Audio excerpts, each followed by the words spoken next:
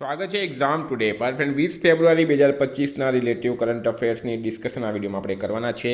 તો છેલ્લે સુધી વિડીયો સાથે બની રહેજો. કરંટ અફેર્સ ઇમ્પોર્ટન્ટ ટોપિક છે, દરેક એક્ઝામમાં પ્રશ્ન પૂછવામાં આવે છે. મિત્રો ટોપિક પર આવીએ. 20 ફેબ્રુઆરી 2025 ક્વેશ્ચન નંબર 1 છે, હાલમાં કોણ યુક્રેન પર આપાતકાલીન યુરોપીય શિખર સંમેલનની અધ્યક્ષતા કરશે? તો મિત્રો વાત એ છે યુક્રેન પર, બરાબર. શા માટે કરશે? તો તમને બધાને ખ્યાલ હશે હાલમાં યુક્રેન અને રશિયા વચ્ચે યુદ્ધ ચાલી રહ્યું છે, બરાબર. તો એના પર એક ઇમરજન્સી યુરોપીય શિખર સંમેલનની બેઠક બોલાવવામાં આવી અને એની અધ્યક્ષતા કરશે એમ્યુનલ મેક્રોન. હવે આ એમ્યુનલ મેક્રોન કોણ છે મિત્રો? તો ફ્રાન્સના રાષ્ટ્રપતિ છે એમ્યુનલ મેક્રોન. હાલમાં ભારતે કયા દેશને અનારની પહેલી દરિયાઈ ખેપ મોકલી છે? તો ભારત દ્વારા કયા દેશને અનાર, બરાબર, એની પહેલી દરિયાઈ ખેપ મોકલવામાં આવી? તો રાઈટ આન્સર છે મિત્રો ઓસ્ટ્રેલિયા. દરિયાઈ માર્ગથી મોકલવામાં આવી છે અનારની આ ખેપ. ઓસ્ટ્રેલિયામાં રાઈટ આન્સર થશે. મિત્રો ઓસ્ટ્રેલિયાની વાત થઈ આપણા, તો ઓસ્ટ્રેલિયાનું કેપિટલ છે કેનબરા, કરન્સી છે ઓસ્ટ્રેલિયન ડોલર અને પીએમ છે એન્થની અલ્બનીઝ. મિત્રો હાલમાં ઓસ્ટ્રેલિયાએ લાફિંગ ફ્રોગ સહિત 750 નવી પ્રજાતિઓને માન્યતા આપી છે. ઓસ્ટ્રેલિયાના વૈજ્ઞાનિકોએ આઈવીએફ ટેકનિકનો ઉપયોગ કરીને પ્રથમ વખત કંગારૂ ભ્રૂણ બનાવ્યો. ઓસ્ટ્રેલિયાએ આઈસીસી મહિલા ચેમ્પિયનશિપનો ખિતાબ જીત્યો છે. ઓસ્ટ્રેલિયાએ ક્રિસ ઇવાન્સને પ્રથમ ગુલામી વિરોધી કમિશનર નિયુક્ત કર્યા. 55માં ભારત આંતરરાષ્ટ્રીય ફિલ્મ મહોત્સવનો ફોકસ દેશ ઓસ્ટ્રેલિયા બન્યું છે. આટલું તમારે ઓસ્ટ્રેલિયા વિશે યાદ રાખવાનું. હાલમાં કયા રાજ્યએ ભારતની પહેલી જીસીસી નીતિનું અનાવરણ કર્યું? કયા રાજ્ય દ્વારા ભારતની પ્રથમ જીસીસી નીતિનું અનાવરણ કરવામાં આવ્યું? તો મિત્રો મધ્યપ્રદેશ રાઈટ આન્સર છે, બરાબર. મધ્યપ્રદેશ રાજ્ય દ્વારા ભારતની પહેલી જીસીસી નીતિનું અનાવરણ કરવામાં આવ્યું. હવે ડિટેલમાં આપણે વાત કરીએ તો જીસીસીનું પૂરું નામ છે મિત્રો ગ્લોબલ કેપેબિલિટી સેન્ટર. મધ્યપ્રદેશે ભારતના આર્થિક પરિદ્રશ્ય માટે એક મહત્વપૂર્ણ કદમ ઉઠાવ્યો અને દેશની પ્રથમ સમર્પિત ગ્લોબલ કેપેબિલિટી સેન્ટર નીતિ 2025 રજૂ કરી છે. આ પહેલનું ઉદ્દેશ્ય બહુરાષ્ટ્રીય કંપનીઓને આકર્ષિત કરવાનું અને ઇન્દોર, ભોપાલ અને જબલપુર જેવા ટિયર 2 શહેરોમાં વૈશ્વિક નવાચાર અને સહયોગ માટે એક મજબૂત પારિસ્થિતિક તંત્ર લાગુ કરવાનું રહેશે. મિત્રો એમપીના સીએમ કોણ છે હાલમાં? મોહન યાદવ. રાજ્યપાલ છે મંગુભાઈ પટેલ અને મધ્યપ્રદેશનું કેપિટલ છે મિત્રો ભોપાલ. હાલમાં મધ્યપ્રદેશે પાર્થ યોજના લોન્ચ કરી. 31મી રાષ્ટ્રીય બાલ વિજ્ઞાન કોંગ્રેસ ભોપાલમાં થઈ છે. 10મો આંતરરાષ્ટ્રીય વન મહોત્સવ ભોપાલમાં શરૂ થયું. 1 જાન્યુઆરીથી ભારતના ઇન્દોર શહેરમાં ભિખારીઓને ભીખ આપવાનું પ્રતિબંધ રહેશે. મધ્યપ્રદેશમાં 66માં અખિલ ભારતીય કાલિદાસ સમારોહનું હાલમાં ઉદ્ઘાટન કરવામાં આવ્યું છે. આટલું તમારે મધ્યપ્રદેશ વિશે યાદ રાખવાનું. ગુજરાતનું કયું નગર મોઢેરા બાદ વિશ્વનું પહેલું સંપૂર્ણ સોલર સિટી બનશે? તો મોઢેરા પછી વિશ્વનું પહેલું સંપૂર્ણ સોલર સિટી બનશે મિત્રો વડનગર. વડનગર. નરેન્દ્ર મોદીનો જન્મ ક્યાં થયો હતો? વડનગર ખાતે. ઐતિહાસિક મોઢેરા બાદ ઉત્તર ગુજરાત વીજ કંપની દ્વારા હવે પીએમ સૂર્યઘર યોજના અંતર્ગત વડાપ્રધાનના માદરે વતન વડનગરને સોલારથી ઝળહળતું કરવા માટેનું આયોજન કરવામાં આવી રહ્યું છે. વિદ્યાર્થી મિત્રો સ્પેશિયલી કહું છું, specially Gujarat police constable, PSI, LRD અને બેલીપ મેન્સ માટે એક્ઝામ ટુડેનું લેટેસ્ટ એક વર્ષનું કરંટ અફેર્સ, જેમાં તમને Olympic, Paralympic, Covid, IPL, GI tag, બદલાયા નામ, ભારત ગુજરાતના વર્તમાન પદાધિકારી, પુસ્તક લેખક, company CEO, brand ambassador awards, GK sports, GK G20 summit, T20 world cup, FIFA world cup, election, GK Ayodhya, GK Bharat અને ગુજરાતનું બજેટ અને પદ્મ એવોર્ડ્સ જેવી 44થી વધારે ટોપિક વાઇઝ કરંટ અફેર્સની પીડીએફ, છેલ્લા એક વર્ષની લેટેસ્ટ મંથલી કરંટ અફેર્સની પીડીએફ, 10,000થી વધારે પ્રશ્નોનો સમાવેશ છે. તો પીડીએફ માટે માત્ર 250 રૂપિયા 9510411961 પર ગૂગલ પે, ફોનપે, પેટીએમ કંઈ પણ કરો, સ્ક્રીનશોટ મોકલી આપો, 2 મિનિટમાં પીડીએફ મળી જશે. મિત્રો ગઈ તમામ એક્ઝામમાં 100% કરંટ અફેર્સ આપણું પૂછાયું છે.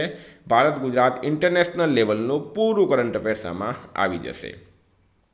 હાલમાં બ્રિટિશ એકેડમી ફિલ્મ એવોર્ડ 2025માં કઈ ફિલ્મને સર્વશ્રેષ્ઠ ફિલ્મ માટે એવોર્ડ મળ્યો? તો બ્રિટિશ એકેડમી ફિલ્મ એવોર્ડ 2025 એમાં કઈ ફિલ્મને સર્વશ્રેષ્ઠ ફિલ્મ માટે એવોર્ડ મળ્યો છે? તો રાઈટ આન્સર છે મિત્રો કોન્ક્લેવ. બરાબર. તમે અહીંયા પોસ્ટર જોઈ શકો, આ કોન્ક્લેવ ફિલ્મનો પોસ્ટર છે. બરાબર. આ પોસ્ટર તમે અહીંયા જોઈ શકો છો. હાલમાં ભારત અને કયા દેશે રણનીતિક ભાગીદારી પર સમજોતા જ્ઞાપન પર હસ્તાક્ષર કર્યા?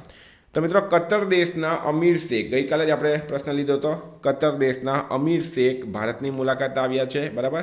Qatar Aamir on India visit, બરાબર, તમે જોઈ શકો. રણનીતિક ભાગીદારી પર સમજૂતા કરવામાં આવ્યા છે. તો કતરની વાત કરીએ આપણે. કતરનું કેપિટલ છે દોહા, કરન્સી છે રિયાલ અને પીએમ છે મોહમ્મદ બિન અબ્દુલ રહેમાન.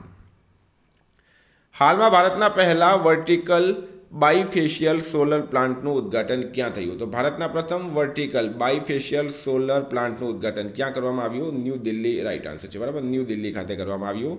કેન્દ્રીય મંત્રી મનોહરલાલ ખટ્ટરે ન્યૂ દિલ્હીમાં મેટ્રો વાયડક્ટ પર આનું ઉદ્ઘાટન કર્યું છે. નેક્સ્ટ, હાલમાં એક્સિસ બેન્કે ડેટા ગોપનીયતા અનુપાલન માટે કોની સાથે કરાર કર્યો? તો એક્સિસ બેંક દ્વારા ડેટા ગોપનીયતા અનુપાલન માટે કોની સાથે કરાર કરવામાં આવ્યો? તો પ્રીવી સાથે, બરાબર, પ્રીવિયામાં રાઈટ આન્સર છે. સ્ટારમાં કરજો મિત્રો, પ્રીવિયામાં રાઈટ આન્સર થશે. ક્યાં પ્રસિદ્ધ તમિલ કવિ અને દાર્શનિક થિરુવલ્લુવરની પ્રતિમાનું અનાવરણ કરાયું છે? તો મિત્રો પહેલી વાત તો આ થિરુવલ્લુવર કોણ છે? તો એક પ્રખ્યાત તમિલ કવિ અને દાર્શનિક છે. એમની પ્રતિમાનું અનાવરણ કરવામાં આવ્યું છે ફિલિપિન્સ ખાતે. ક્યાં? ફિલિપિન્સ ખાતે કરવામાં આવ્યું. ફિલિપિન્સમાં ભારતીય રાજદૂત હર્ષકુમાર જૈને સેબુમાં ગુલાસ કોલેજ ઓફ મેડિસિનમાં આનું અનાવરણ કર્યું છે. તો ફિલિપિન્સનું કેપિટલ છે મિત્રો મનીલા, બરાબર, મનીલા. કરન્સી છે પેસો.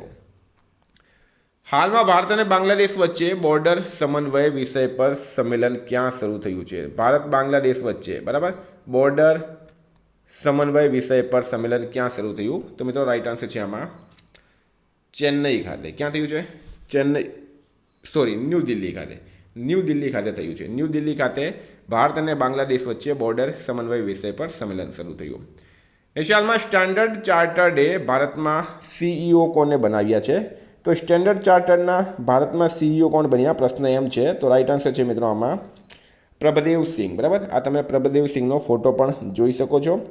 મિત્રો નિમણૂકની વાત થઈ તો હાલમાં સોની ગ્રુપ કોર્પે હિરોકી ટોટોકીને પોતાના સીઈઓ બનાવ્યા. જસ્ટિસ હર્ષકુમાર મહાકુંભ ભગદડ પર ન્યાયિક આયોગના પ્રમુખ બન્યા છે.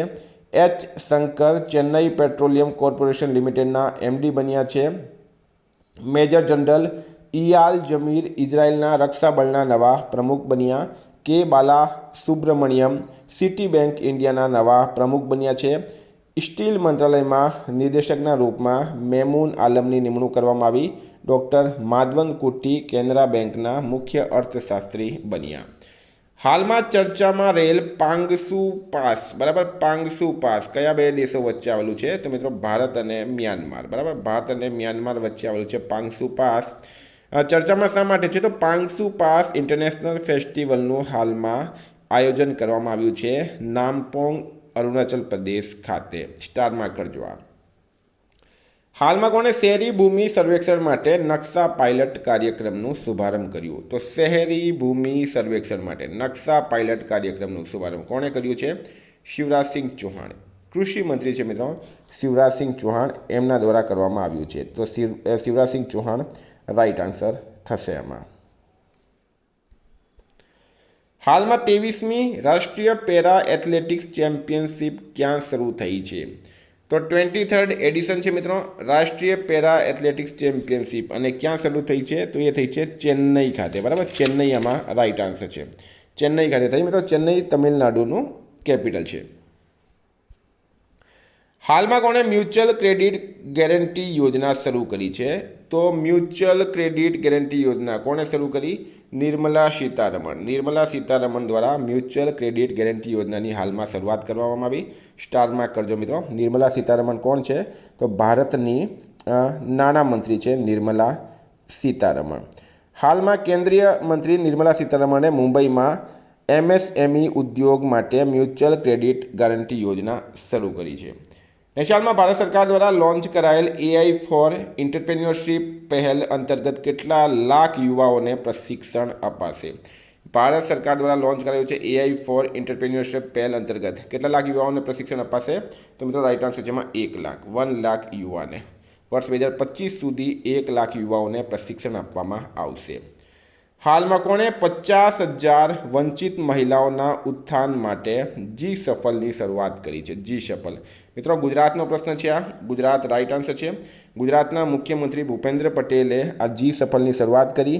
તમને મેં ડિટેલમાં માહિતી આપું તો ગુજરાત સરકારે મુખ્યમંત્રી ભૂપેન્દ્ર પટેલના નેતૃત્વમાં જી સફલ એટલે કે Gujarat scheme for Antyodaya families for augmenting livelihoods યોજના શરૂ કરી છે, જેનો ઉદ્દેશ્ય આર્થિક રૂપથી કમજોર પરિવારો વિશેષકર મહિલાઓને સશક્ત બનાવવાનું અને આત્મનિર્ભરતાને પ્રોત્સાહન આપવાનું રહેશે. બરાબર.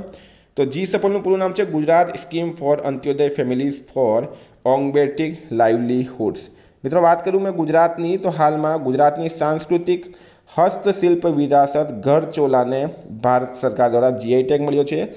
બ્લાઇન્ડ લોકોની 23મી રાષ્ટ્રીય એથ્લેટિક્સ ચેમ્પિયનશિપ 2024 નડિયાદમાં શરૂ થઈ. ગુજરાતનો મસાલી ગામ સૌર ઉર્જાથી ચાલવાવાળો દેશનો પહેલો બોર્ડર ગામ બન્યો છે. સોલર ઉર્જા સ્થાપિત કરવાવાળું ગુજરાત ટોપ પર રહ્યું છે. ગુજરાત સરકારે ભાષા સંબંધી બાધાઓને દૂર કરવા માટે સ્વર પ્લેટફોર્મ હાલમાં લોન્ચ કર્યો છે. તો મિત્રો આ હતા કરંટ અફેર્સના પ્રશ્નો. વાત કરીએ આપણે રિવિઝનની. આવી ગયા છે આપણે 19 ફેબ્રુઆરી 2025 વૈશ્વિક પર્યટન લચીલાપન દિવસ ક્યારે મનાવવામાં આવ્યો? 17 ફેબ્રુઆરી રાઈટ આન્સર છે. કયા ટેનિસ ખેલાડીને 3 મહિના માટે નિલંબિત કરાઈ? તો જેનિક સિનર રાઈટ આન્સર છે. કયા દેશના અમીર શેખ તમીમ બિન અહમદ અલ થાની ભારતની આધિકારિક યાત્રા પર આવ્યા? તો કતરામાં રાઈટ આન્સર થશે.